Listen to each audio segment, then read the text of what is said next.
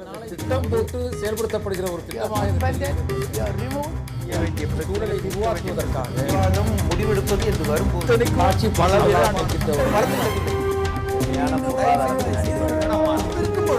எதிர்த்து பேசிட்டு வணக்கம். நேர்பட பேசி நிகழ்ச்சிக்கு வரவேற்கிறோம். குழந்தைகளுக்கான தேசிய கொள்கை 2013 சொல்கிறது இந்த தேசத்தின் சொத்து சிறார்கள் தான் என்கிறது. ஆனால் இன்றைக்கு சிறார்களை நாம் எப்படி மதிக்கின்றோம் என்கிற கேள்வி எழுந்திருக்கிறது. சமீபத்தில் கண்ணகி நகரில் எழுந்த இந்த சம்பவம் என்பது மிகப்பெரிய கேள்வியை எழுப்பியிருக்கிறது. கண்ணகி நகரில் ஒரு சிறுவன் 17 வயது சிறுவனை காவல்துறை கொடூரமான முறையில் தாக்குதல் நடத்தி அவனுடைய செவித்திறன் குறைந்திருக்கிறது. அது குறித்து தான் இன்றைக்கு நாம் விவாதிக்க இருக்கின்றோம். இந்த காவல்துறையினுடைய இந்த தாக்குதல் என்பது அவர்களுடைய விசாரணை அந்த போக்குதான் சரியான முறையில் இருக்கிறதா, மனித உரிமை மீறலாக இருக்கிறதா என்கிற கேள்விகள் எல்லாம் எழுந்திருக்கிறது. இது குறித்து நம்மோடு இன்றைக்கு விவாதிக்கிறார்கள் யுனிசெஃப் அமைப்பிலிருந்து ஓய்வு பெற்ற திரு வித்யாசாகர், அதே போல ஓய்வு பெற்ற போலீஸ் அதிகாரி திரு சித்தனன், சமூக செயற்பாட்டாளர் இசையரசு, விமர்சகர் டாக்டர் சுமந்த் சி ராமன். அனைவருக்கும் வணக்கம். இசையரசு, இந்த சம்பவம் அப்படிங்கிறது தனித்து பார்க்க முடியாது. இது தொடர்ந்து இந்த கடந்த ஓராண்டுல மட்டுமே கிட்டத்தட்ட 4வது 5வது சம்பவமாக சிறார்களுக்கு எதிரான கொடுமையாக, குறிப்பாக காவல்துறை எடுக்கின்ற இந்த தாக்குதல் நடவடிக்கை அப்படிங்கிற மாதிரி பார்க்க வேண்டிய ஒரு சம்பவமாக இருக்கிறது. உங்களுடைய முதல் கட்ட பார்வை என்ன? மனித உரிமைகள் எல்லாம் குழி தோண்டி புதைக்கப்பட்ட ஒரு பகுதி தான் சென்னையிலிருந்து அப்புறப்படுத்தப்பட்ட, மறுகுடியமர்த்தப்பட்ட துறைப்பாக்கம், கண்ணகி நகர், எழில் நகர், செம்மஞ்சேரி போன்ற பகுதிகள். இதை முதல்ல ஒத்துக்கணும். இப்போ காவல்துறையை ஒரு சிறுவனை தாக்கிட்டாங்கன்றது இப்போ வெளியில் தெரிஞ்ச ஒன்று தான். இது தெரியாமல் துறைப்பாக்கம் கண்ணகி நகர் காவல் நிலையத்தில் தினமும் ஒரு மனித உரிமை மீறல் நடந்துகிட்டே இருக்குது. வாடி போடி, என்னடி செருப்பு கைட்டு அடிப்போம் ஒன்று, இப்படி துறைப்பாக்கம் கண்ணகி நகருக்கு இன்ஸ்பெக்டர் பண்ணுற வேலை மரியாதை குறைவாக நடத்துறது கட்ட பஞ்சாயத்தான் நடக்குதாங்க. இது இப்படி நான் சொல்லலாம். இன்றைக்கி ஒரு மணி நேரத்துக்கு நான் சொல்லிக்கினே இருக்கலாம் நடக்கிறத. ஒன்றே ஒன்று தான் வெளியே தெரிஞ்சது, அந்த முகேஷ் என்ற சிறுவன் மூலிமா. தெரியாமல் இன்னும் எவ்வளோ மனித உரிமை மீறல் நடந்துக்கினே இருக்குது. இப்போ செவிடனானது அவன் இல்லை, முகேஷ் இல்லை, இந்த அரசு எந்திரமும் காவல்துறையும் எல்லாரும் செவிடனா காதை மூடின்னு இருக்கிறாங்க. இதுக்கும் நமக்கும் சம்மந்தம் இல்லை அப்படின்னு நினச்சிட்டு இருக்காங்க. அதுதான் உண்மை. இங்கே அந்த பகுதியை உருவாக்கிய திராவிட முன்னேற்ற கழகத்துடைய கருணாநிதிக்கும் அதிமுகவுடைய ஜெயலலிதா அரசுக்கும் எல்லாருக்குமே பங்கிருந்து அவங்க தான் முதல் இதில் குற்றவாளி, அடுத்து தான் காவல்துறை. திரு வித்யாசாகர், இந்த சம்பவத்தில் இந்த சிறுவன் ஒரு சந்தேகத்தின் அடிப்படையில் கைது செய்யப்படுறார். அது கைது செய்யப்பட்டதாகவும் கூட எங்கேயும் பதிவாகல. சந்தேகத்தின் அடிப்படையில் வீட்டிலிருந்து பின்னரவுக்கு மேலே இழுத்து செல்லப்படுகிறார்.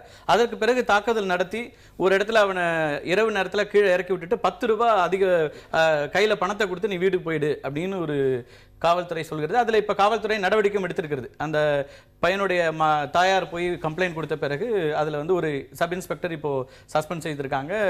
2 ஹோம்கார்டு கைது செய்யப்பட்டதாக தகவல் சொல்கிறாங்க. ஒரு குழந்தைகள் நல ஆர்வலராக, அவர்களுக்கான உரிமைகளுக்காக குரல் கொடுக்கிற ஒருத்தராக இந்த நிகழ்வை நீங்கள் எப்படி பார்க்குறீங்க? இல்லை, இன்றைக்கி பார்த்தீங்கன்னா பொதுவாகவே மக்களுக்குள்ள சட்ட ரீதியான உரிமைகளை மீறுவது என்பது பல இடங்களில் பல விதங்களில் நடக்குது, நாடு முழுவதும் நடந்துகிட்ருக்கு. இல்லை, இந்த குழந்தையை இரவு ஸ்டேஷனுக்கு கொண்டு போகிறதுங்கிறது ஜேஜே ஆக்டில் சொல்லப்பட்ட விஷயங்களுக்கு நேர் எதிரானது, குழந்தைகளுடைய உரிமைகளுக்கு நேர் எதிரானது. குழந்தைங்களை போலீஸ் ஸ்டேஷனில் நைட்டு வைக்கக்கூடாதுன்னு இருக்கு.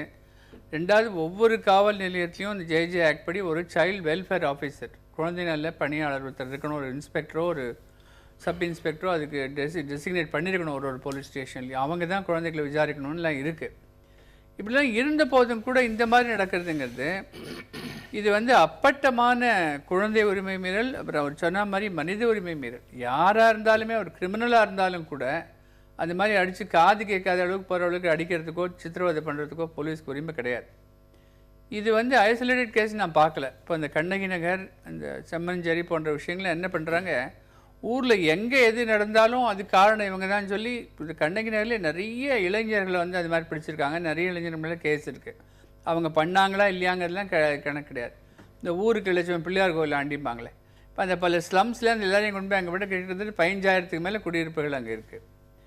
இதில் அவங்களோட வாழ்க்கைக்கு வசதிக்கு அடிப்படை ஆதாரம் கிடையாது, வேலை கிடையாது, ஒன்றும் கிடையாது. அவங்களோட சமூக சூழல் மோசமாக இருக்குது. குழந்தைங்க பள்ளிக்கூடம் போகிறதுக்கு சரியான வாய்ப்பு வசதிகள் இல்லை.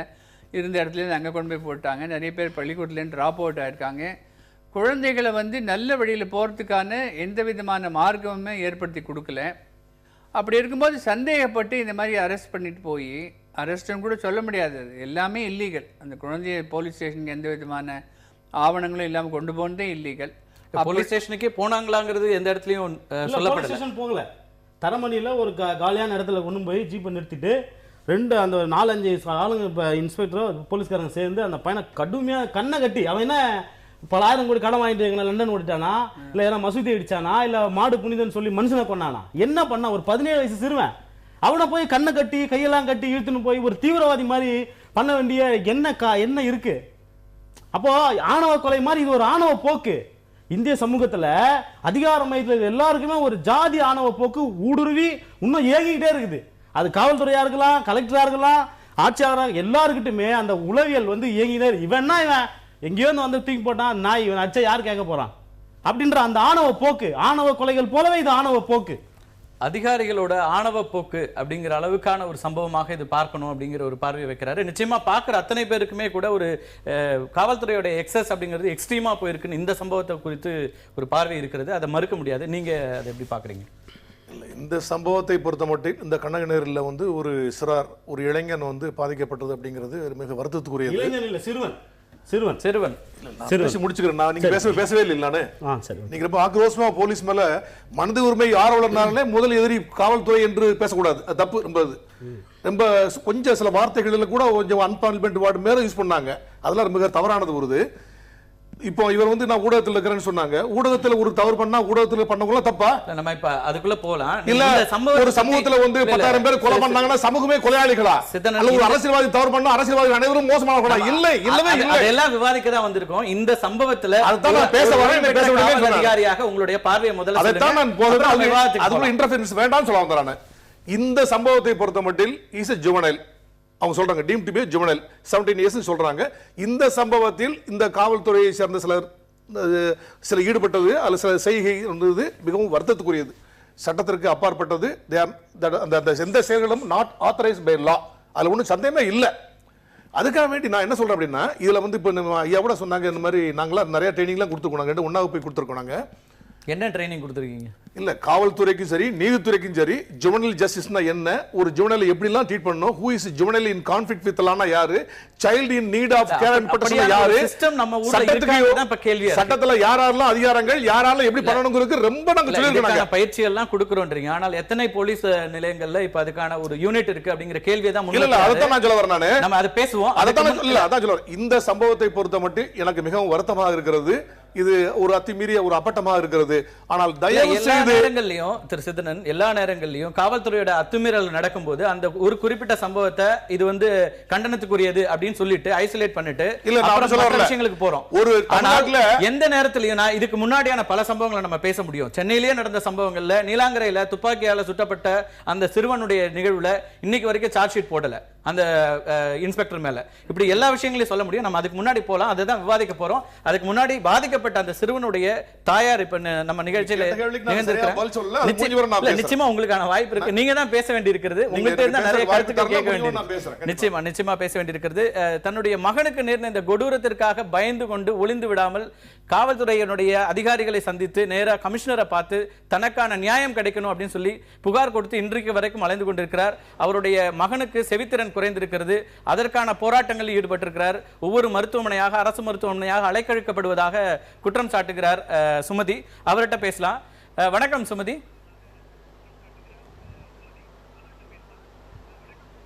வணக்கம் சார். இப்போ உங்க மகனோட நிலைமை எப்படி இருக்குமா? அவரோட உடல்நிலை எப்படி இருக்கு? அவருக்கு காது கேட்கிற அந்த திறன் இருக்கிறதா? இப்போ ஹாஸ்பிட்டல்ல என்ன சொல்றாங்க? மருத்துவமனையில அந்த மருத்துவர்கள் என்ன சொல்றாங்க உங்களுக்கு? காது சார் காது கேட்கலங்க சார். ரொம்ப கஷ்டமா இருக்கு சார். அவனை நினைக்கும் போது ரொம்ப பாதிப்பா இருக்கு சார். எங்களுக்கு வேதனையா இருக்கு சார். என் குழந்தை இந்த மாதிரி நிலைமைக்கு ஆயிடுச்சு. எங்களுக்கு ரொம்ப வேதனையா இருக்கு சார். இன்னும் கண்டுபிடிக்கலாம்னு சொல்றாங்க சார். எவ்வளவு ஒரு வேதனையா இருக்கு சார். என் பிள்ளை லைஃபே போயிடுச்சு சார். ஒரு காதே கேட்கல சார். மூளைலாம் அப்படியே குத்துதான் சார் குழந்தைக்கு. என்ன சார் தப்பு பண்ண? ஒரு தப்பு அறியாத சார். இவ்வளவு ஒரு பாதிப்புல கொண்டு போயிட்டுட்டாங்க சார். இது நியாயமே இல்லையா சார்? எங்களுக்கு நீதி கிடைக்கணும் சார். இது ஹாஸ்பிட்டலுக்கு போனா இந்த ஹாஸ்பிட்டல் போனா அந்த ஹாஸ்பிட்டல் போங்க, அங்க போனா இங்க போங்கன்ட்டு ராயப்பேட்டையில ஜிஹெச்ல மாத்தி சொல்றாங்க சார். ட்ரீட்மெண்ட் எடுக்க மாட்டேன்றாங்க சார். ரொம்ப கஷ்டமா இருக்கு சார். என் பிள்ளைக்கு இவ்வளவு ஒரு வேதனையா இருக்கு உங்களோட சுமதி உங்களோட வேதனை புரியுது. இப்போ அந்த வேதனை புரியுது. என்ன நடந்துச்சுமா அன்னைக்கு இரவு? என்ன நடந்துச்சு? போலீஸ் வந்து யூனிஃபார்ம்ல வந்தாங்களா? அல்லது அன்னைக்கு என்ன நடந்தது? அன்னைக்கு ராத்திரி என்ன நடந்துச்சுன்னு சொல்லுங்க.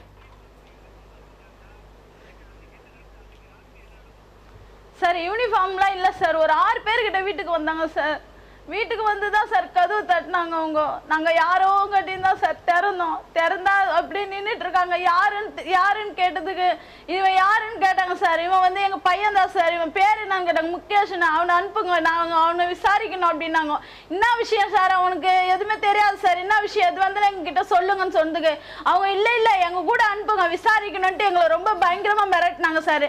எங்களுக்கு சரி யாருன்னு தெரியாது சார். நீங்கள் யாருன்னு கேட்டதுக்கு நாங்கள் போலீஸ் அதிகாரி.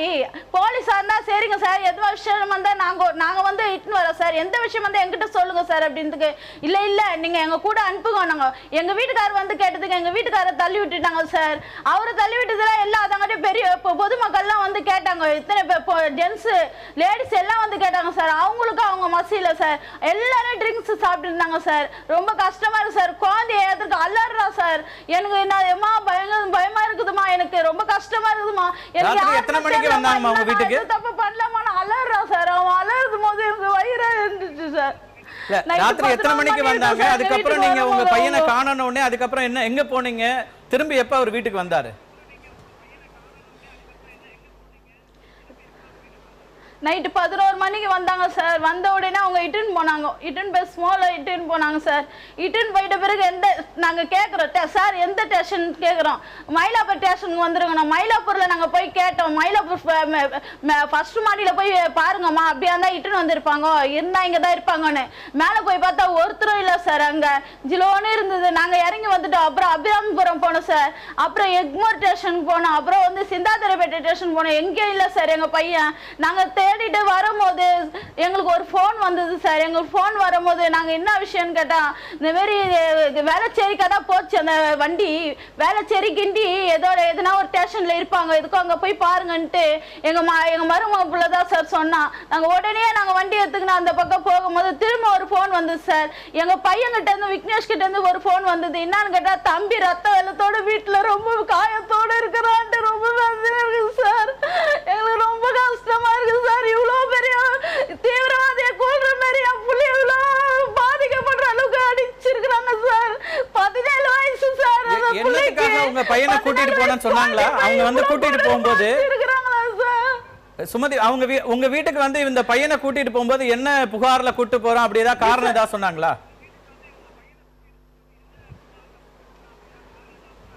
விசாரிச்சுட்டு அனுப்புறான் ஒருத்தர். இவன் தான் வேணாம், இவனுக்கு மேல கம்ப்ளைண்ட் இருக்குது அப்படின்னாங்க சார். நாங்க சார் அவன் எந்த தப்பு பண்ண மாட்டான் சார் அப்படின்னு. இல்ல நாங்க விசாரிச்சுட்டு அனுப்புறோம் அப்படின்னாங்க சார். சரிண்டா அவங்க இட்டுன்னு போன பிறகு அவன் போற வழியில கண்ணை கட்டிட்டு இருக்கிறாங்க சார். குழந்தை கண்ணை கட்டிட்டு இருக்கிறாங்க. வண்டியில போகும்போது ஒரு போன் வந்தது சார். ஒரு போன் வரும்போது என்ன விஷயம்னு கேட்டேன். இந்த மாதிரி ஆள் மாத்திய கூட்டின்னு வந்துட்டீங்க நீங்க, அந்த பையன் இல்ல அந்த பையனை இட்டுன்னு போய் விட்டுடுங்க அப்படின்னு. இல்ல இவங்கிட்ட எதனா இருக்கும், போனை கட் பண்றேன், இவங்கிட்ட எதனா இருக்கும், இவனை அடிச்சு விசாரிச்சு கேட்கலாம், இவங்கிட்ட எதனா இருக்கும் அப்படின்ட்டு கண்ணை கட்டி கொண்டு போயிருக்கிறாங்க சார். ஆனா எந்த இடத்துக்கு கொண்டு போனாங்கன்னு தெரியல. ஆனா ட்ரெயின் கீழே வச்சு அடிச்சாங்களா சார். என் குழந்தை ரொம்ப வேதனையா சொல்லுது சார். ரொம்ப கஷ்டமா இருக்கு சார். எங்களையே என்னையும் பொண்ணு அவ்வளவு கேவலமா பேசி இருக்கிறாங்க சார். தவறான வார்த்தையில அசிங்கமா பேசி இருக்கிறாங்க சார். இது அடிக்கடி இப்படி வந்து போலீஸ் உங்க ஏரியாக்கு வர்றது உண்டாமா? காவல்துறையில இருந்து உங்க ஏரியாக்கு அடிக்கடி வந்து இந்த மாதிரி ஏதாவது சந்தேகத்தை அடிப்படையில கூட்டு போவாங்களா? எந்த அடிப்படையில நீங்க அனுப்பிச்சு விட்டீங்க உடனே? நாங்க இது வரைக்கும் நாங்க பார்த்ததில்ல சார். இதான் நாங்க ஃபர்ஸ்ட் பாக்குறோம் சார். எங்களுக்கு இதெல்லாம் தெரியாது சார் எதுவுமே. இல்ல என்ன லத்தியால் அடிச்சாங்களா? எப்படி அடிச்சாங்க? அந்த எதனால காது கேட்காம போச்சு? அந்த அளவுக்கு என்ன பிரச்சனையாச்சு? எப்படி அந்த தாக்குதல் நடந்ததுன்னு பையன் சொன்னாரு.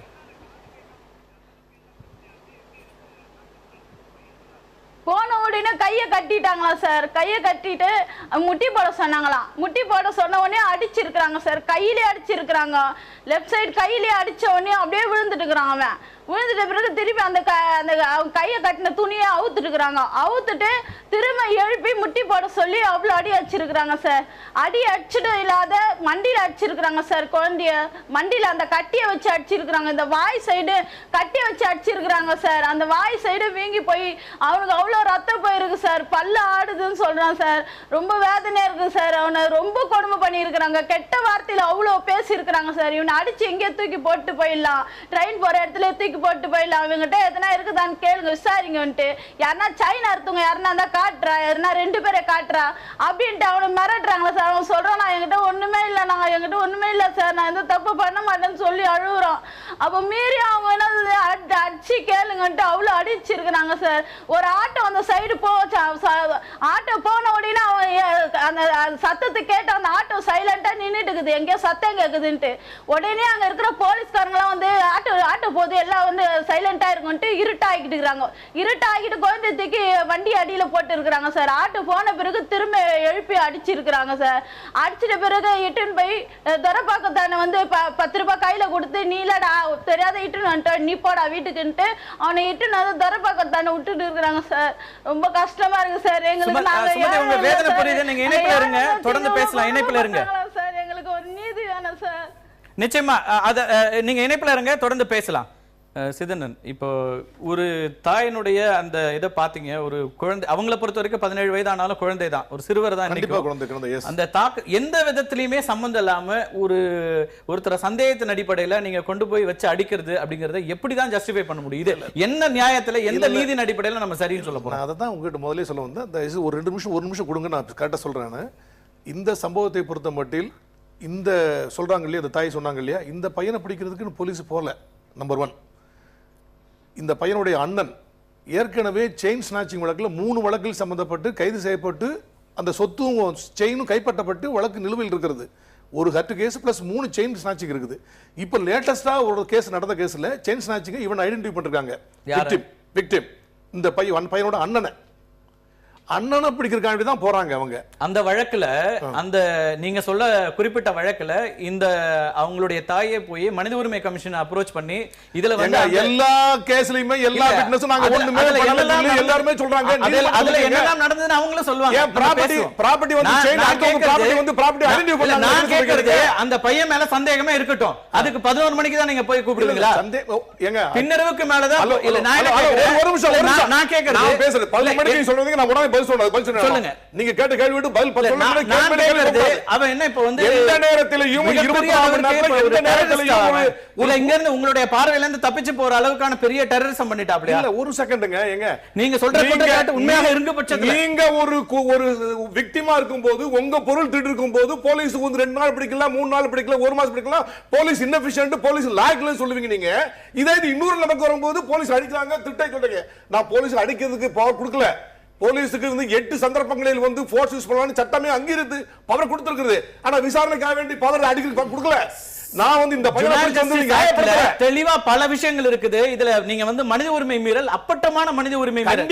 நீங்க எந்த இடத்துலயும் ஜஸ்டிஃபை பண்ண முடியாது. உங்களுக்கு 8 இடங்கள்ல இதுக்கான சட்ட ரீதியான வழி இருக்கு. முதல்ல நீங்க அந்த கேள்வி கேட்க வேண்டிய அவசியமே இல்ல. நான் தான் முதல்ல சொல்லிட்டேன்.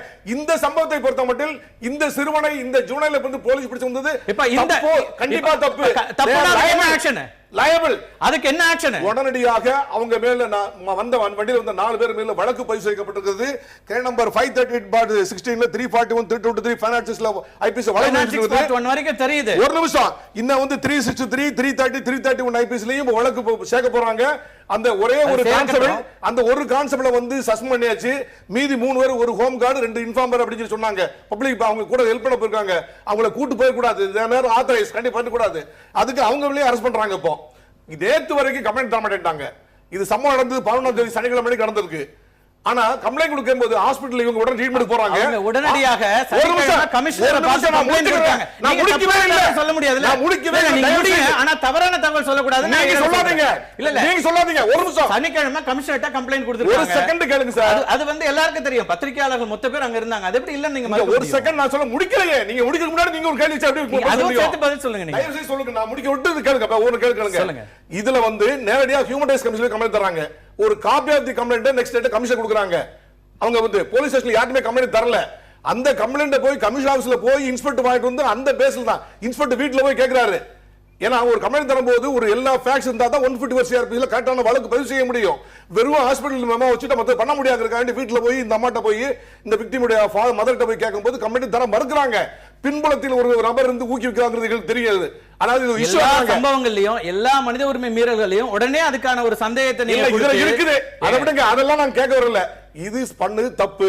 அந்த போலீஸ் கான்ஸ்டபிள் வந்து கண்டிப்பா கண்டிக்கப்பட வேண்டும் மட்டும் இல்ல, கைது செய்யப்பட வேண்டும். இன்னொரு கேள்வி இருக்கு, காம்பன்சேஷன் கொடுக்கப்பட வேண்டும். அந்த காம்பன்சேஷன் யார் தரது? அரசாங்கம் தரணும். ஏன் அரசாங்கம் தரணும்?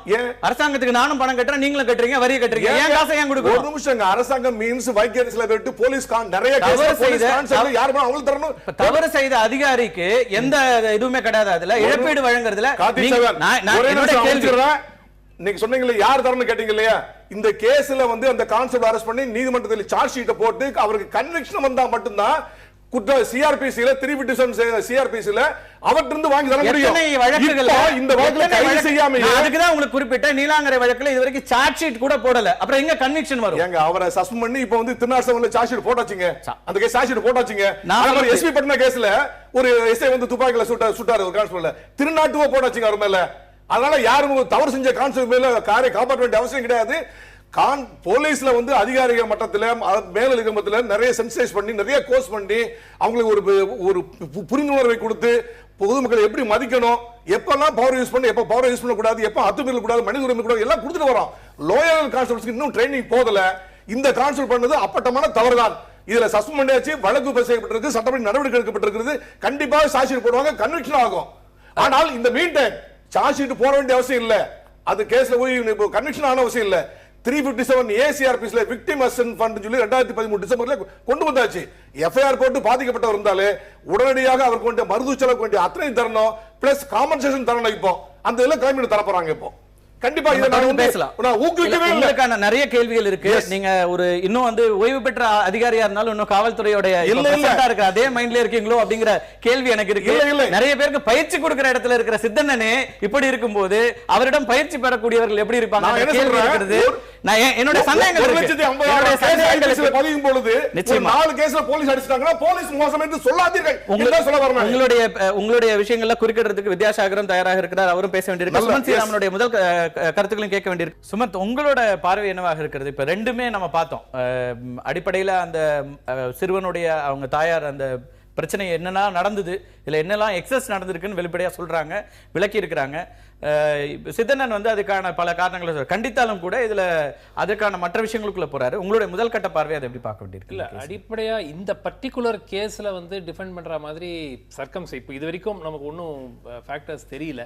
இது ஒரு தவறு நடந்திருக்கிறது போல இருக்கு, அப்படிதான் இருக்கு. அந்த தவறுக்கு அந்த யார் அதுக்கு பொறுப்போ அவர்களுக்கு அவர் மீது நடவடிக்கை எடுக்கப்பட வேண்டும் என்று மாற்று கருத்து இல்லை. ஆனால் நீங்கள் அடிப்படையாக நீங்கள் பார்த்தீங்கன்னா ஃபர்ஸ்ட் அதுக்கு முன்னாடி உடனடியாக செய்ய வேண்டியது இந்த சிறுவனுக்கு எங்க சிறப்பான மருத்துவ உதவி கொடுக்க வேண்டுமோ அதுதான் எனக்கு முதல்ல அதுதான் ஃபர்ஸ்ட் தோணுச்சு. ஏன்னா நம்ம விசாரணை நடத்தணும், தண்டிக்கணும், எல்லாமே செய்யணும். பட் இமீடியட்டா ஏன்னா ஹியரிங் மேட்டர் வந்து கொஞ்சம் எவ்வளோ குவிக்காக வந்து நம்ம அதில் தலையிடுறோமோ அதுக்கு இம்ப்ரூவ்மெண்ட் கிடைக்கிறதுக்கான வாய்ப்பு இருக்கு. ஸோ இந்த ஹாஸ்பிட்டல் அந்த ஹாஸ்பிட்டலுக்கு அனுப்பிச்சது அதெல்லாம் வந்து தவிர்த்து அரசு உடனடியாக மருத்துவமனையில் என்ன சொல்றாங்கன்னா இது ஒரு போலீஸ் சம்பந்தப்பட்ட கேஸ், நீங்க அதனால நம்ம எடுக்க முடியாதுங்கறத அவங்க அம்மா சொல்ற ஒரு கிளைம். இல்ல இது இப்ப வந்து ராயப்பேட்டா போனாங்க, அங்க இருந்து இப்ப ஜிஹெச்க்கு போயிட்டு இதெல்லாம் வந்துட்டு இருக்குது. இப்ப நம்ம அந்த நடைமுறை சிக்கல்களை விட்டுருவோம். பாதிப்புங்கிறது பெரிய அளவுக்கான எதுக்காக நான் சொல்றேன், ஒரு நிமிஷம் நான் என்ன கேக்குறேன், மருத்துவம் கொடுக்கல அலைய விடுறாங்கன்றது இல்ல. 25,000 மக்கள் வசிக்கிற கண்ணகி நகர் எழில் நகர்ல ஏன் ஒரு மருத்துவமனை இல்ல? 25,000 குடும்பம் இருக்காங்க சார். அது நம்ம ஆரம்ப சுகாதார நிலையம் தான் இருக்கு. அந்த அந்த பிரச்சனையை நம்ம தொடர்ந்து பேசுவோம். அது இது இல்ல ஒரு சாதாரண காது கேட்காத பிரச்சனை இல்ல. இந்த மாதிரி சாதாரண காது கேட்காத கேள்வின்னு சொல்லல, மிகப்பெரிய அளவிற்கு ஒருவருடைய எதிர்காலம் பாதிக்கப்பட்டிருக்கு. அதுதான் சொல்லி முடிச்சிடுறேன். நீங்க சொல்லுங்க.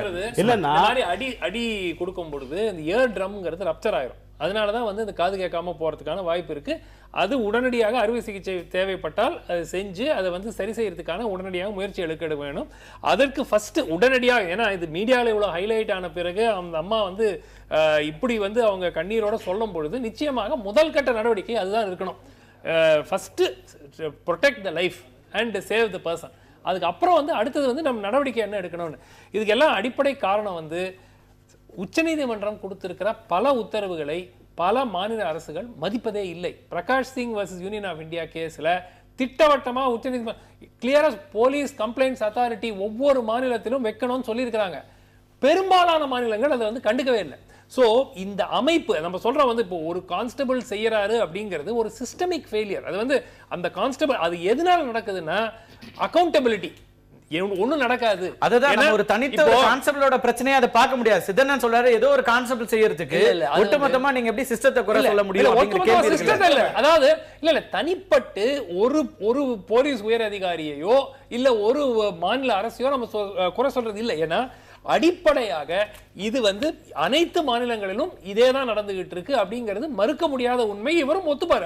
சிதறன் வந்து இது தமிழ்நாட்டில் மட்டும்தான் நடக்குது, மற்ற மாநிலங்களில் போலீஸ் எல்லாம் ஒழுங்கா இல்ல, எல்லா மாநிலங்களும் நடக்கிற விஷயம். குறைந்தபட்சம் இப்ப பக்கத்துல கர்நாடகால ஜுவனைல் ஜஸ்டிஸ் யூனிட் வந்து ஒவ்வொரு ஸ்டேஷன்லயும் இருக்கு. அத நீங்க ஏற்கறீங்களா? அது இருக்கா இல்லையா? ஆனா கர்நாடகால இதே கர்நாடகாவையும் 2013ஆம் ஆண்டு கர்நாடகா, வெஸ்ட் பெங்கால், கேரளா 4 மாநிலங்கள் சுப்ரீம் கோர்ட் கூப்பிட்டு சீஃப் செக்ரட்டரியை கூப்பிட்டு வார்னிங் கொடுத்திருக்காங்க. இவ்வளவு நாங்க சொன்ன பிறகும் நீங்க போலீஸ் ரிஃபார்ம்ஸ் நீங்க ஒண்ணுமே செய்யலையே. அவங்க 7 கோல்டன் ரூல்ஸ்னு கிளியரா இன்ஸ்ட்ரக்ஷன் கொடுத்திருக்காங்க. உச்சநீதிமன்றம் கொடுத்த அதுக்கு அப்புறம் 2012-13லயோ அது திருப்பி ரெவியூக்கு வரும்போது நீதிபதிகள் சொல்றாங்க 7 வருஷம் முன்னாடி நாங்க கொடுத்தது, நாங்க கொடுத்த உத்தரவுக்கும் இப்போவும் நிலைமை வந்து மோசமா இருக்கே தவிர கொஞ்சம் கூட இம்ப்ரூவ் ஆகல அப்படிங்கிறாங்க. சோ இது வந்து அடிப்படையாக போலீஸ் அதாவது காவல்துறையினுடைய சீர்திருத்தம் அந்த ஆல் தி ரிஃபார்ம்ஸ் வந்து கொண்டு வந்தாதான் இது அடங்குமே தவிர இன்னைக்கு நம்ம பேசிட்டு போயிடலாம். இந்த பர்டிகுலர் சிறுவன் கேஸ்ல நாளைக்கு அந்த கான்ஸ்டபிளை கைது செய்து நாளைக்கு சஸ்பெண்ட் பண்ணி நடவடிக்கை எடுத்து பண்ணீங்கன்னா கூட நாளைக்கு இது வேற எங்கேயாவது நடந்துட்டு தான் இருக்க போகுது. ஸோ அடிப்படையாக இதை மாற்றி அமைக்க வேண்டும் என்றால் ரிஃபார்ம்ஸ் கொண்டு வர வேண்டும், சென்சிட்டைசேஷன் கொண்டு வர வேண்டும். போலீஸ் கம்ப்ளைண்ட்ஸ் அத்தாரிட்டி என்னன்னா காவல்துறையில் ஏதேனும் ஒரு தவறு யாரும் செய்தால் டிஎஸ்பி ரேங்குக்கு மேல ஒரு லெவல்லையும் டிஎஸ்பி ரேங்குக்கு கீழே ஒரு லெவல்லையும் நீங்க புகார் கொடுக்கலாம். அந்த புகார்ல விசாரணை எடுக்கப்பட்டு அது நீதிமன்றத்துக்கும் மானிட்டரிங் பவர் இருக்கு. அது தீர்வுகளுக்குள்ள போயிட்டோம். நம்ம அது இன்னும் போக வேண்டி இருக்குது. அதுக்கு முன்னாடி இந்த பிரச்சனையுடைய ஆழம் தெரியாம நம்ம தீர்வுக்குள்ள போக முடியாது. இதனுடைய முழுமையான வடிவம் நீங்க வித்யாசாகர் குறுக்கிட விரும்புறீங்க. இதுல இந்த போலீஸ் ரிஃபார்ம்ஸ் ரூல்ஸ் எவ்வளோ கேஸ் நடந்து ஒரு கேஸாக ஐசோலேட்டடாங்க பார்க்குறதுல அர்த்தம் இல்லை. பொதுவாகவே பார்த்தீங்கன்னாக்க காவல்துறைக்கு இந்த சாதாரண மக்கள் மீது உள்ள ஆட்டிடியூடுக்கும் மற்றவங்க மீது உள்ள ஆட்டிடியூடுக்கும் நிறைய வித்தியாசங்கள் இருக்குது. இப்போ சமீபத்தில் நாங்கள் ஒரு கேஸ் ஹேண்டில் பண்ணோம். அந்த ஒரு ஆந்திராவிலேருந்து ஒரு சிறுமியை கூப்பிட்டு வந்து வீட்டில் பாலியல் பலாத்காரம்லாம் செய்து வீட்டு வேலையை கூப்பிட்டு வந்து அவர் பணக்காரர், அவர் இந்த ஊர்லேயே தான் சுற்றிட்டு இருந்தார். திருப்பி கம்ப்ளைண்ட் கொடுத்து அவர் இருக்கிற இடத்த சொன்ன பிறகும் கூட அவரை அரெஸ்ட் பண்ணல.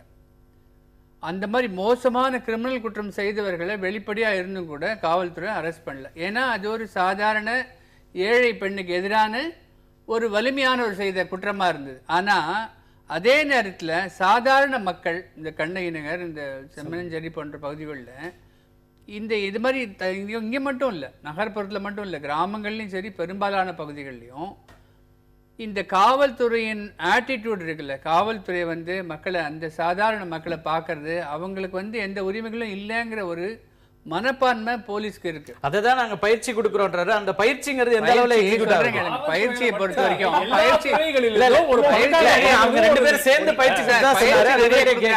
நான் கூட நிறைய போலீஸ் அகாடமியில் பயிற்சி எல்லாம் கொடுத்துருக்கேன். சட்டம் என்ன சொல்லுது, இது என்ன சொல்லுதுன்னு சொல்லி பயிற்சி கொடுக்கும்போது ஒருத்தர் என்கிட்ட வந்து தனியாக கேட்டார், சார் நீங்கள் சட்டத்தை பற்றி அதை பற்றிலாம் சொல்கிறீங்க, மனசாட்சி நல்லா இருக்கிறதுக்கு ஏதாவது பயிற்சி இருக்கா சார்னு கேட்டார். அந்த பயிற்சி எப்படி கொடுக்க முடியும்?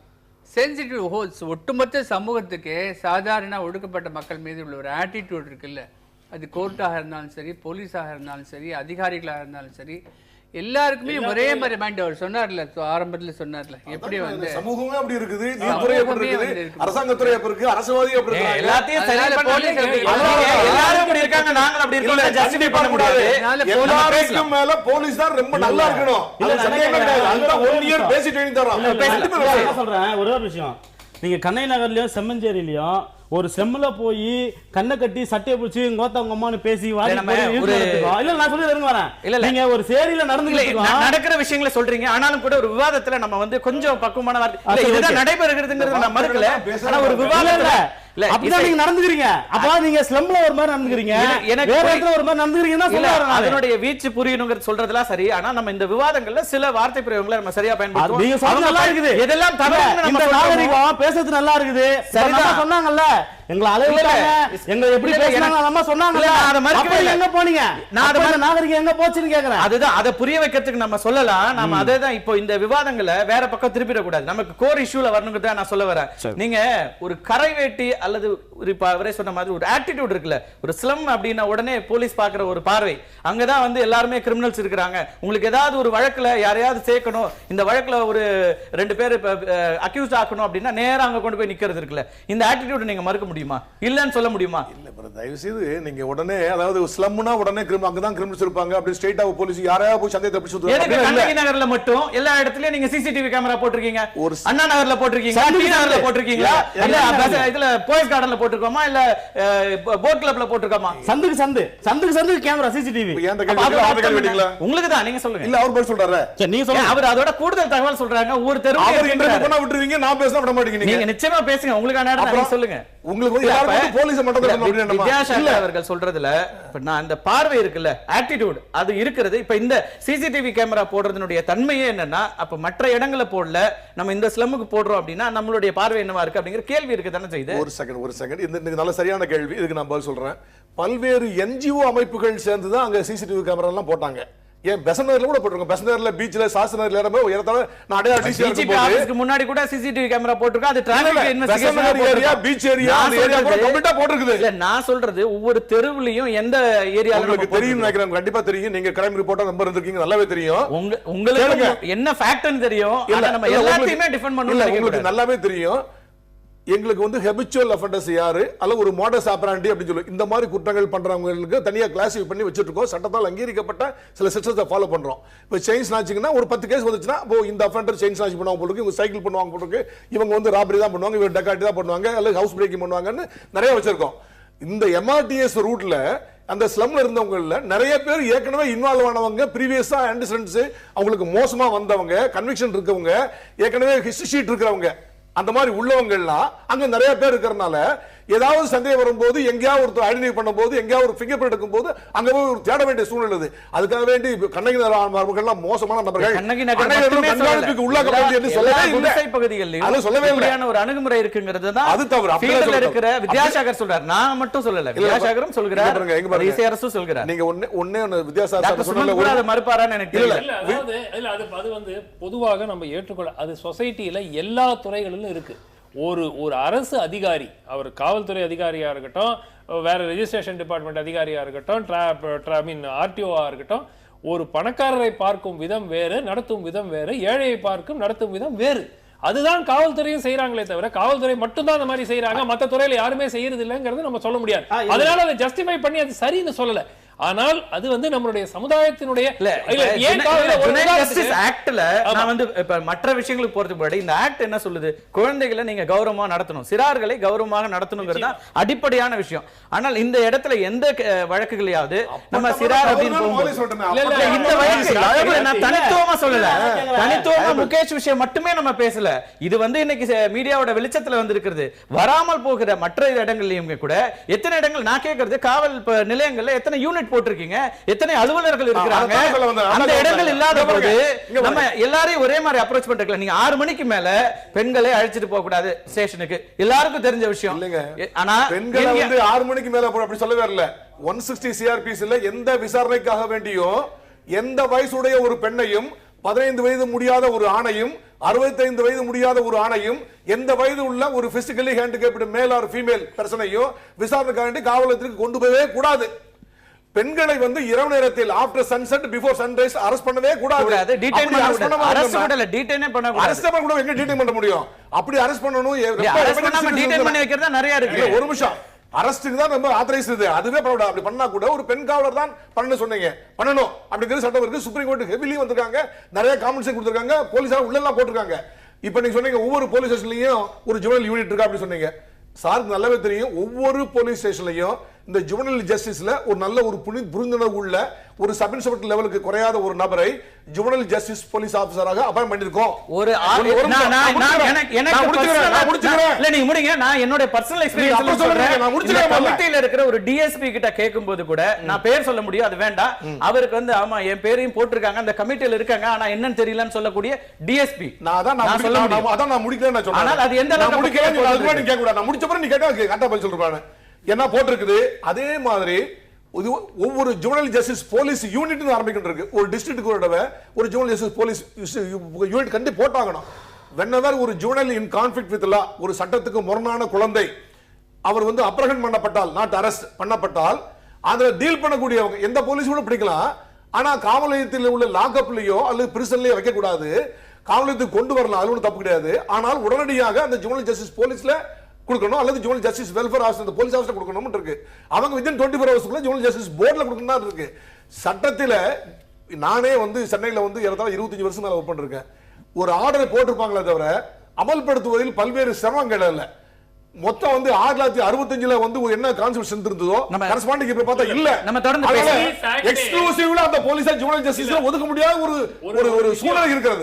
போலீஸ் ஆக்ட் 1861 பிரிட்டிஷ் காலத்துல போடப்பட்ட அடிப்படை சட்டம். அதுக்கப்புறம் சில அதுல பேச வேண்டியிருக்கு. பிரிட்டிஷ் ரூல்ல அடிமையா வச்சிருக்கணும்னு போடப்பட்ட ரூல். நான் சொல்றேன், யாரும் எதிர்த்து கேள்வி கேட்க கூடாது, காவல்துறை அல்லது யாரும் வந்து எதிர்த்து கேள்வி கேட்க கூடாதுன்னு வச்சிருந்த சிஸ்டம் இன்னைக்கு வரைக்கும் காவல்துறை அப்படிதான் இங்க இருக்கிற குடிமகன்களை பார்க்கிறதாங்கிற கேள்வி இருக்கிறது.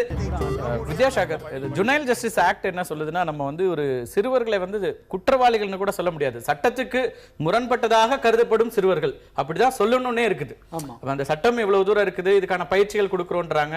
இந்த சட்டத்துல அவங்களை குற்றவாளிகள்னே சொல்ல முடியாது, அவங்களை வந்து ஒரு வாழ்வதற்கான சூழ்நிலை உருவாக்கக்கூடியதாக இந்த சமூகம் இருக்கணும், அதுக்கான ஒரு பயிற்சிகள் இருக்கணும் காவல்துறைக்கு அப்படிங்கிறதுலாம் இருக்கும்போது நடைமுறை அதுக்கு நேர் எதிராக இருக்குது. இது எந்த இடத்துல இதை சரி பண்ண முடியும்?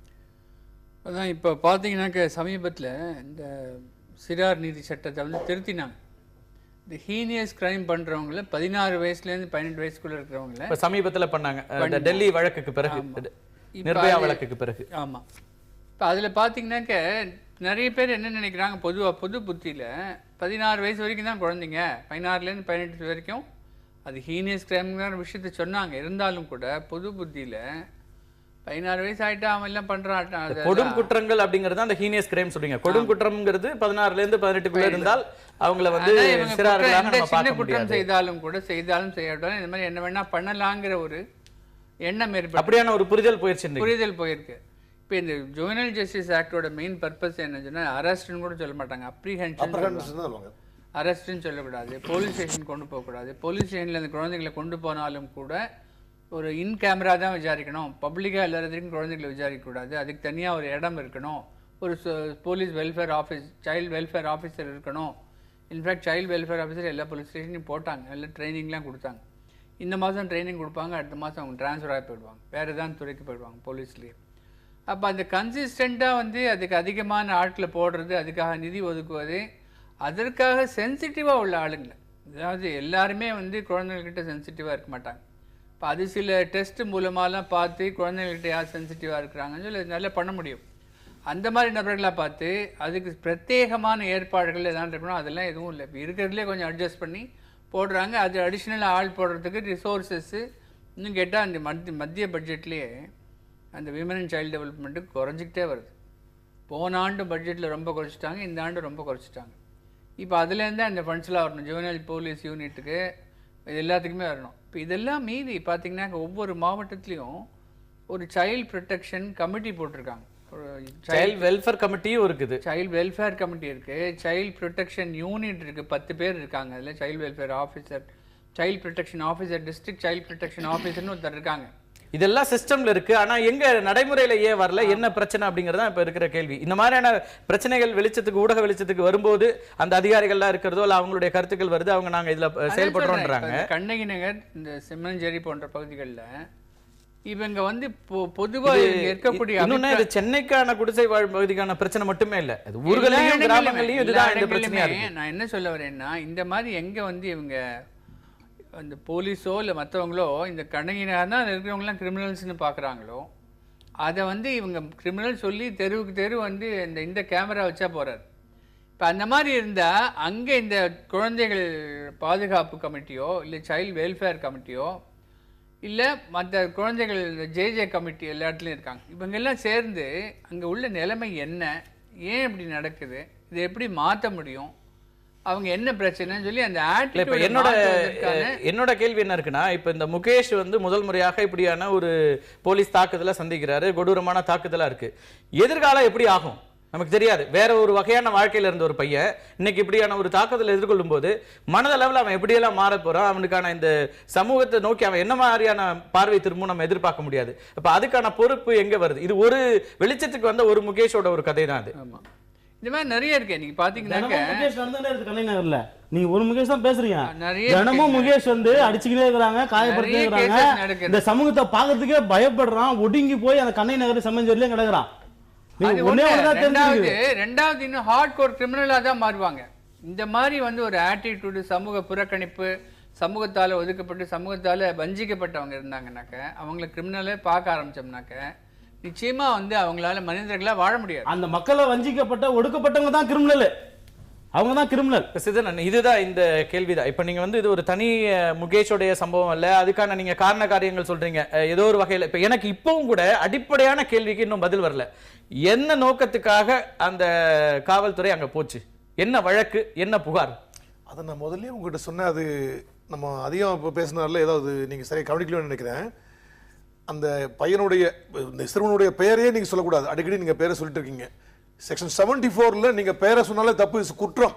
ஜுவனல் ஜஸ்டிஸ் லேட்டஸ்ட் ஆக்ட்ல juvenile justice care and protection of children act 2015 section 74 நீங்க பேரே சொல்லக்கூடாது. ஒரு juvenile whether he is a juvenile in conflict with law or a juvenile in ஒரு child in need of care and protection யாருன்னு சொல்லவே கூடாது. நம்ம சொல்லிட்டே இருக்கோம், அதுவே பெரிய தப்பு, அவனுக்கு பெரிய ஸ்டிக்மா அட்டாச் ஆகும். இந்த வழக்குல இந்த பையனுடைய பெயரே சொல்லக்கூடாது. இந்த பையனுடைய சிறுவனுடைய சிறாருடைய அண்ணனுக்கு ஏற்கனவே ஒரு 4 வழக்குகள் இருக்கிறது. 3 வழக்குகளில் தாலி பறிப்பு இருக்குது கோட்டுப்புறத்துல. ஒரு நிமிஷம் முடிச்சுறேன். அண்ணன் வழக்கு இதுல கொண்டு ஐயோ அதுதான் கேக்குறாரு சார், எதுக்காண்டி போறா கேக்குறாரு சார், ப்ளீஸ் சார். இல்ல எதுக்காண்டி போறா கேக்குறாரு. இல்ல அந்த வழக்கில் சொல்லக்கூடாது. அந்த வழக்கில் எல்லாம் இவங்க பண்ணுவாங்க, சட்டத்தை மீறுவாங்க, காவல் நிலையம் கூட்டும் போக கூடாதுன்றதுல கூட்டும் போடுவாங்க, சிறுவனை தாக்க கூடாதுன்றதுல எல்லாம் செஞ்சிருவாங்க. ஆனா பேர் மட்டும் நம்ம சொல்லக்கூடாது. ஏன்னா எல்லா ரூல்ஸும் நாம தான் ஃபாலோ பண்ணோம். அரசு அதிகாரிகளோ காவல்துறையோ ஆட்சியாளர்களோ ஒன்னும் ஃபாலோ பண்ண மாட்டாங்க. அவரை அரெஸ்ட் பண்ணிட்டாங்க, நம்ம அரெஸ்ட் பண்ணணும், நம்ம அரெஸ்ட் பண்ணணுமா? நீங்க தான் சொன்னீங்க. பேர் சொல்றா சார், நீங்க சொன்ன நீங்க அப்ப நீங்க முதல்ல அரெஸ்ட் பண்ண கூடாது சார். அத அவங்க உள்கேள் போறாங்க. உங்களுடைய இந்த கவலை எனக்கு ரொம்ப புரிஞ்சுக்க முடியுது. ஒரு சட்டத்தை எவ்வளவு முறையாக பின்பற்றணும் அப்படிங்கிற உங்களுடைய கவலை என்னால புரிஞ்சு கொள்ள முடிகிறது. அந்த கவலை எத்தனை போலீஸ்காரங்களுக்கு இருக்கு? இந்த வழக்குல 11 மணிக்கு நீங்க அவங்க அண்ணனையே தேடி கூட போவாங்களா? அதுக்கான தேவை இருக்கிறதா? இவர் எந்த இடத்துலயாவது இந்த இப்ப சஸ்பெண்ட் செய்யப்பட்ட நீங்க நடவடிக்கை எடுத்த இந்த காவலர் இந்த காவல் நிலையத்துல இதுக்காக நான் போறேன் அப்படின்னு சொல்லிட்டு போயிருக்காரா? உயரதிகாரிகளுக்கு தெரியுமா? அப்படி தெரிஞ்சிருந்தா அந்த உயரதிகாரிகள் ஏன் அனுமதிச்சாங்க? அப்ப அந்த உயரதிகாரிகள் மேல என்ன நடவடிக்கை? இப்ப பாருங்க, நான் சொல்ல வந்த பாயிண்ட் நீங்க சரியா கேட்கல. ஒரு நிமிஷம் தயவு கேட்கணும்.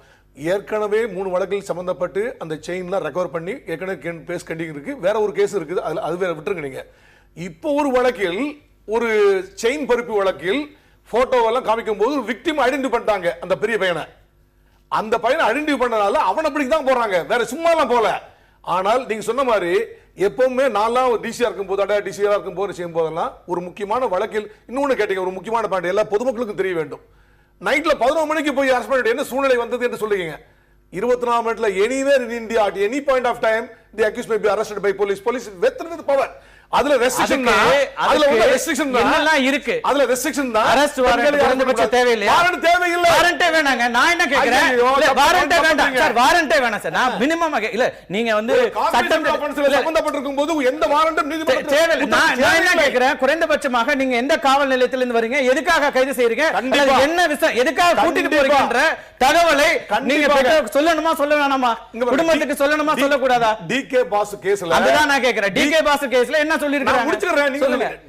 இதெல்லாமே பண்பிட்டாம நீங்க எப்ப வேணா நான் அதுதான் தப்பு சொல்லியாச்சுல, அவனை அரெஸ்ட் பண்ணி உள்ள போறேன்னு சொல்லியாச்சுல, அதிகமா தண்டனை கொடுத்தாச்சுல. தப்பு எல்லாம் நடந்துச்சு, நாங்க அடிச்சிட்டோம், நாங்க ரோட்ல போட்டு கொன்னுட்டோம், நாங்க எல்லாம் இழப்பீடு குத்துவோம், நாங்க என்ன கேனைங்களா?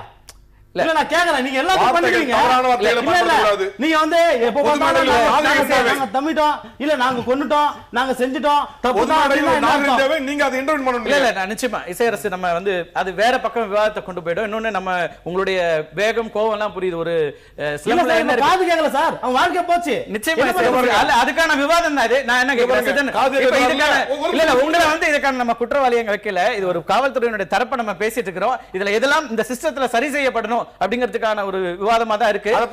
என்னன்னா இது மட்டும் இல்ல, நம்ம திரும்ப திரும்ப நீங்க எடுக்கிற டிஃபென்ஸ்லயே என்ன பிரச்சனை வருதுன்னா, இப்ப இந்த சிறுவனுடைய விஷயம் மட்டும் இல்ல, நம்ம வந்து தொடர்ந்து பார்த்துட்டு இருக்கிறோம். தஞ்சாவூர் விவசாயி பாலனுடைய விஷயத்திலையும் கூட ஒரு 2 தவணை கட்டாததுக்காக அவர் எப்படி அடிச்சு இழுத்துட்டு போனாங்க. அதுல வந்து வீடியோ கிடைச்சதுனால அது பெரிய விஷயமா பேசப்பட்டுச்சு. வீடியோ இல்லாம பதிவு செய்யப்படாம பல நிகழ்வுகள் இங்க நடந்துட்டு இருக்குது. அதையெல்லாம் தடுக்கணும் அப்படிங்கறது இங்க பிரச்சனையா இருக்கிறது. அதனால தான் ப்ராப்ளம் ஆச்சு, இல்லன்னா ஆயிருக்காது. இல்ல அந்த கேள்வி ஒண்ணு இருக்கு. எலெக்ஷன் நேரத்துல கிரிமினல்களுடைய பட்டியலை போடுறீங்க, அதுக்கான அந்த எத்தனை கிரிமினல்களை நீங்க கைது செய்திருக்கீங்க, முன்னெச்சரிக்கை நடவடிக்கையா செய்திருக்கீங்கன்றதுக்கு அதற்கு தேவைப்படுகிற ஆட்களையும் இது போன்ற இடங்கள்ல இருந்தா கூட்டு போக வேண்டிய சூழல் இருக்கிறது, அல்லது இப்படிதான் செய்யறாங்கன்ற அந்த குற்றச்சாட்டும் வருகிறது.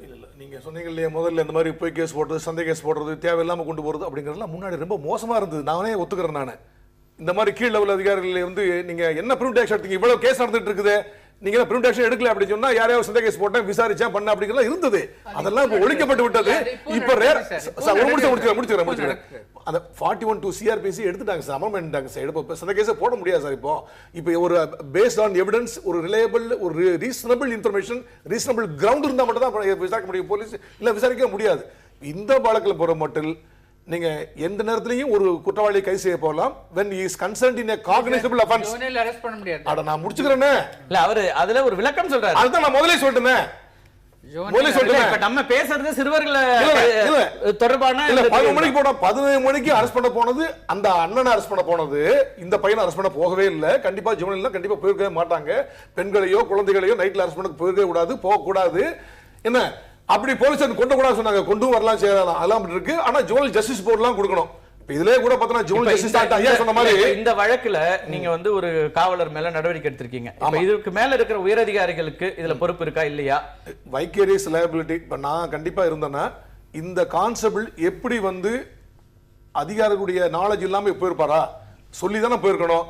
சொல்லி போலன்னா அதிகாரி இஸ் நெக்லிஜென்ட், அவருக்கான கவனக்குறைவா இருந்திருக்காரு அவர் அப்படின்னு சொல்லி எனிவே ஐதர் சுப்பீரியர் லயபிள் அப்படிதான் நான் முடிவு பண்ணுவேன். நான் அதிகாரிக்கும் கிடையாது முடிவு பண்ணுவேன். விசாரணை நடந்து கொண்டிருக்கிறது. ஒரு துணையாளர் மட்டும் இல்ல, இணையாளர் லெவல்ல விசாரணை பண்ணி இதை பண்ணிட்டு இருக்காங்க, எஃப்ஐஆர் போட்டிருக்காங்க, சஸ்பெண்ட் இருக்காங்க. கண்டிப்பாக நல்லா பண்ணுவாங்க. இப்ப ட்ரீட்மெண்ட் கொடுக்கும்போது அந்த பையனுக்கு காது கேட்க சொன்னாங்க, ரொம்ப வருத்தமா இருந்தது. அந்த அடிச்சுட்டு அந்த கான்செப்ட் விட்டுட்டு போயிருக்காங்க, இரஸ்பான்சிபிள் விட்டு போயிட்டாங்க. அந்த அம்மா உடனே 108க்கு ஃபோன் பண்ணி 108 வேன்ல தான் ராயப்பேட்டா ஹாஸ்பிட்டலுக்கு அரசு மருத்துவமனைக்கு போனாங்க. அங்க பக்காவே ட்ரீட்மெண்ட் கொடுத்துட்டு ஃபர்தர் ட்ரீட்மெண்ட்டுக்கு ஜிஹெச்க்கு ரெஃபர் பண்றாங்க. அங்கேயே ட்ரீட்மெண்ட் கொடுத்துட்டு எல்லாம் முடிச்சிருக்காங்க. கொடுக்க மாட்டேன்னு யாருமே சொல்லல. ஃபர்ஸ்ட் எய்ட் எல்லாம் இருந்தது. அதுக்கு பிறகு இப்போ வந்து காது கேளாத ஒரு தன்மை வந்துருச்சு. இப்போ என்ன செய்யறாங்க பிறகு அவருக்கு அவங்க இன்னைக்கு நம்ம இன்றைய நாள் முழுவதும் அதை பதிவு பண்ணிருக்கிறோம். பத்திரிகையாளர்கள் போயிருக்காங்க, ராயப்பேட்டால இருந்து அவங்க ஜிஹெச்க்கு போயிட்டு வந்து இங்க வந்து இதெல்லாம் நடந்திருக்கிறது. நம்ம அதுக்குள்ள போகல. இப்போ நான் என்ன சொல்றேன்னா இருக்குங்கிறத நம்ம மறுக்க முடியாது.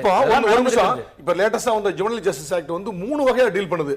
ஒன்னு வந்து சட்டத்துக்கு முரணான குழந்தைகளை பார்க்கிறது, இன்னொன்னு வந்து பராமரிப்பு மற்றும் பாதுகாப்பு தேவைப்படும் குழந்தைகளை பற்றி சொல்லுது, இன்னொன்று தத்தெடுப்பு பற்றி சொல்லுது.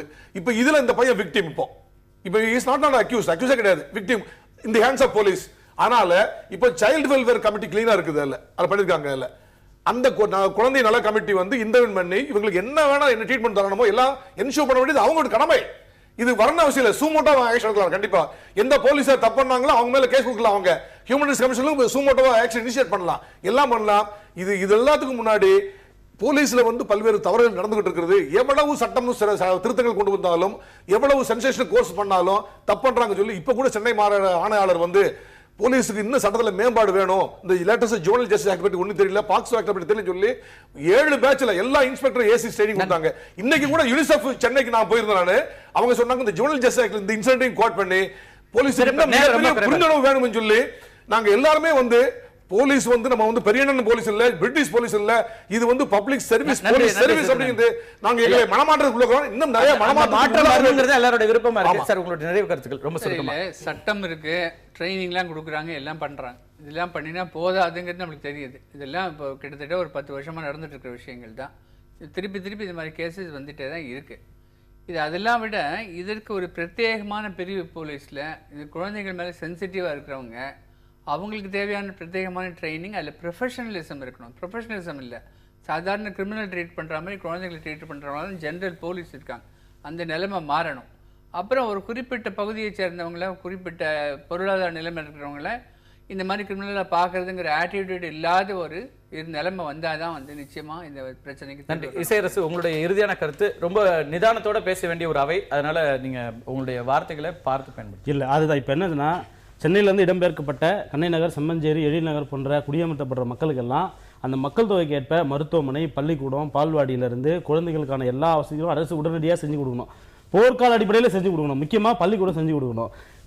காவல் நிலையமும் அதே மாதிரி தான். இப்போ என்னன்னா, அந்த மக்கள் யாரு, அவர்கள் எங்கேருந்து வந்தாங்க, அவங்க பெண்கள் எப்படி இருக்காங்க, குழந்தைகள் எப்படி இருக்காங்க, அவங்களோட வாழ்க்கை என்ன, அவங்க எப்படி வாழறாங்க அப்படின்றத புரிஞ்சுக்கிற ஒரு சமூக பார்வை அங்கே இருக்கிற காவல் நிலையத்துக்கு கண்டிப்பாக வேணும். காவலர்களுக்கு கண்டிப்பாக வேணும். அதை உடனடியாக செய்யணும். இது இல்லாமல் ஒன்று எப்போது வெளியே தெரியுது, அதை பற்றி ஒரு விவாதம் நடத்துகிறோம், அதோட மறந்து போயிடுறோம். ஆனால் அங்கே தினமும் பல முகேஷ்கள் அடித்து காயப்படுத்தப்படுகிறார்கள். பல பேர் மருத்துவமனைக்கு போகிற வழியே செத்தும் போயிடுறாங்க. நன்றி. சுமதி, உங்களுடைய இறுதி கருத்துக்களா சொல்லுங்க. உங்களுடைய வேண்டுகோள் என்னவாக இருக்கிறது?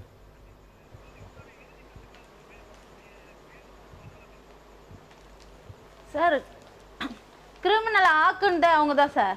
இந்தமாரி அபாண்டமான கேஸ் போட்டிருக்கிறாங்க. எங்கள் புள்ள விக்னேஷ் மேலே இத்தனை கேஸ் இருக்குது, அத்தனை கேஸ் இருக்குதுன்னு சொல்கிறாங்க. இது ரொம்ப தப்பு சார். இது ரொம்ப தவறான கேஸு சார். இது அவனை வந்து அப்போ கூட அவன் வீட்டில் தானே சார் இருக்கிறான். அப்படியே தான் அவனை இட்டுன்னு போயிருக்கலாம்ல சார். அது ரொம்ப ரொம்ப தவறான இதுவாக இருக்குது சார் அவங்க சொல்கிறது.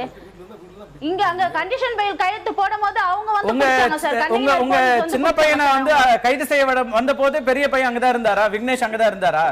இல்லை இல்லை, நம்ம சொல்லணும். வீட்ல தான் சார் இருந்தான். அவன் வீட்ல தான் இருந்தான் சார். எங்க பொண்ணு நானும் எல்லாம் வீட்ல தான் இருந்தோம். நன்றி. நன்றி சுமதி. நன்றி. உங்களுடைய கருத்துக்களுக்கு நன்றி சுமதி. சிதனன், இதுல வந்து நீங்க சொன்ன அந்த இதுவும் கூட அடிபடுகிறது. ஒருவேளை காவல்துறை அவரை கைது செய்ய வந்திருந்தால் இந்த பையனை கூட்டு போயிருக்க முடியாது.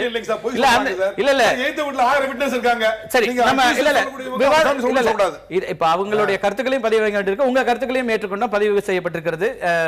சிறுவர்களுடைய இந்த வழக்குகள், சிறுவர் மீதான தாக்குதல்கள் அப்படிங்கறதெல்லாம் வந்து அதிகரித்து கொண்டே இருக்கிறது. இதுல வந்து பல சம்பவங்கள் இந்த ஓராண்டுல மட்டுமே, நம்ம சென்னையில மட்டுமே பார்த்து கொண்டிருக்கிறோம். இதுல நாங்க வந்து இதுக்கான பயிற்சிகள் கொடுக்கிறோம். காவல்துறைக்கு வந்து சிறார் திருத்த சட்டங்கள் வந்து முழுமையாக பயிற்றுவிக்கப்படுகிறது.